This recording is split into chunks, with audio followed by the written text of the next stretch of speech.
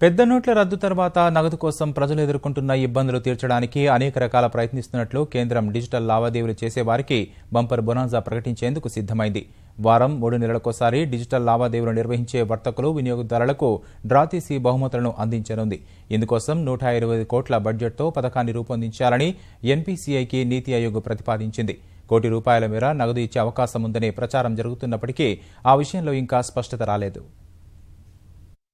దేశంలో డిజిటల్ లావాదేవీలను మరింత పెంచేందుకు భారీ ప్రోత్సాహక పథకాన్ని నీతి ఆయోగ్ ప్రతిపాదించింది. 125 కోట్ల రూపాయల బడ్జెట్తో ఎలక్ట్రానిక్ చెల్లింపులు చేసే వినియోగదారులకు వారం, త్రైమాసిక డ్రాలు నిర్వహించి బహుమతులు ఇవ్వాలని కేంద్ర ప్రభుత్వానికి ప్రతిపాదించింది. ఈ మేరకు పథకానికి రూపకల్పన చేయాలని జాతీయ చెల్లింపుల కార్పొరేషన్ ఎన్పీసీఐని నీతి ఆయోగ్ కోరింది. దేశాన్ని నగదురహితంగా మార్చే ప్రక్రియలో భాగంగా ఈ పథకాన్ని ప్రతిపాదిస్తున్నట్లు ఒక సీనియర్ అధికారి తెలిపారు. లక్కీ డ్రాలో గెలుపొందే వారికి కోటి రూపాయల నగదు బహుమతి ఇస్తారనే ప్రచారంపై ఎలాంటి స్పష్టత లేదని ఆ అధికారి వివరించారు. డిజిటల్ లావాదేవీలు చేసే వారికి నగదు ప్రోత్సాహక పథకం ప్రస్తుతం ప్రతిపాదనల దశలోనే ఉందని వివరించారు. అన్ని రకాల డిజిటల్ చెల్లింపు విధానాలకు వర్తించేలా రూపొందించనున్న ఈ పథకంలో వ్యాపారి, వినియోగదారుడు ఇరువురికి లబ్ధి చేకూరనుంది. ముఖ్యంగా పేదలు, మధ్యతరగతి వారిని దృష్టిలో పెట్టుకుని నియమ నిబంధనలు రూపొందించాలని ఎన్పీసీఐని నీతి ఆయోగ్ కోరింది. మొదటి వారంలో డిజిటల్ లావాదేవీలను జరిపే వారి ఐడీలను సృష్టించి తదనంతరం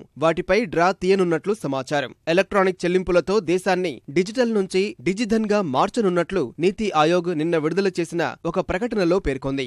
నవంబర్ 8 తర్వాత డిజిటల్ లావాదేవీలు జరిపిన వారందరినీ పథకంలో పరిగణలోకి తీసుకోనున్నట్లు తెలిపింది. నగదుకు బదులుగా డిజిటల్ చెల్లింపుల వైపు మళ్లాలని ప్రజలకు పెద్ద ఎత్తున టీవీ, వెబ్సైట్లలో అవగాహన కల్పిస్తున్న కేంద్రం వారి సందేహాలను తీర్చేందుకు 144444 జాతీయ హెల్ప్ లైన్ నంబర్ను ఏర్పాటు చేయనుంది. ఈ నంబరు వారంలో ప్రజలకు అందుబాటులోకి రానుంది. మరోవైపు పాత 500, 1000 నోట్లను రద్దు చేసిన కేంద్రం చట్టపరమైన లాంఛనాలను పూర్తి చేసేందుకు కసరత్తు చేస్తోంది. నవంబరు 9కి ముందు అచ్చువేసిన 500, 1000 నోట్లను మార్చి 31 నుంచి పూర్తిగా రద్దు చేసేందుకు ఆర్బీఐ చట్టాన్ని సవరించనుంది. వచ్చే బడ్జెట్లో ఈ ప్రక్రియ పూర్తి చేయనుంది. 15.5 లక్షల కోట్లకు గాను నోట్ల రద్దు తర్వాత బ్యాంకుల్లో 12 లక్షల కోట్ల రూపాయలు జమ అయ్యాయి. ప్రభుత్వం కనీసం 13 లక్షల కోట్లు బ్యాంకింగ్ వ్యవస్థలోకి చేరుతాయని అంచనా వేసింది. నోట్ల రద్దు తర్వాత 4.27 లక్షల కోట్ల రూపాయలను ఆర్బీఐ 4,27,000 కోట్ల రూపాయలు ప్రజలకు బ్యాంకులు, ఏటీఎంల ద్వారా సరఫరా చేసింది. మరోవైపు